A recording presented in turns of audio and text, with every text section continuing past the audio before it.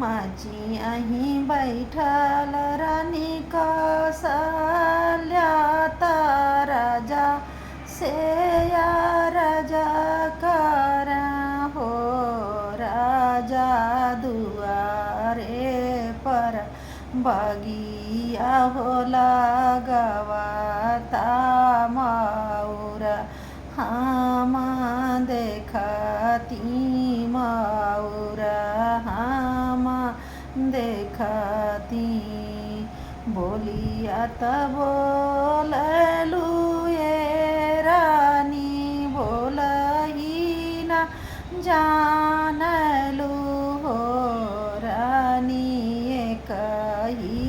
होरिला जनमवा तू सोहर हम सुनाती सोहर हम सुनाती हेतनी बचन रानी सुनली सुनही नाही पावता मन से दुखित होली हो रानी झपसी के चढ़ाली होया टरिया तसुरु जुहो मनावई तसुरु जुहो मनावली मोरी पिछुआरामा बढ़ैया बढ़ैया हित भैया बेगही चली आवताऊ हो भैया गढ़ी देता कठ कहो हो पुतलावा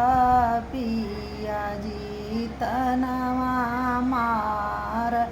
पिया जी तनवा मारला हे बढ़ई गढ़ी देता काठ कहो पुतलावा पिया जी तनवा मारई पिया जी तनवा मारई एतनी बचन बढ़ई सुनला सुनही नाही पावाई हो हे बढ़ई गढ़ी दिहला काठे कहो पुतलावा ओ बरिया हमारी डालई ओ बरिया हमारी डालई बढ़ई गढ़ी दिहला काठे कहो होरिला वाओ बरिया हमारी डालई ओ बरिया हमारी डालई काठे कपुतलावा उठवाली पालना वामे सुतवाली पालना वामे सुतवाली ना हो हे बहिनी रोवै लगला काठे कहो होरिलावा पिया जी तनवा मारई पिया जी तनवा मारा हे बहिनी रोवई लगला काठे कहो होरिला वा पिया जी सुनिहा सोहर पिया जी सुनिहा सोहर आंगन बहोरत चरिया तयवा रीला उड़िया न हो चेरिया राजा यागे खबर हो जाना वासु नहीं सुख सोहर सुनहि सुख सो हे तनी बचन राजा सुनाला सुनहि नाही पावई सुनहि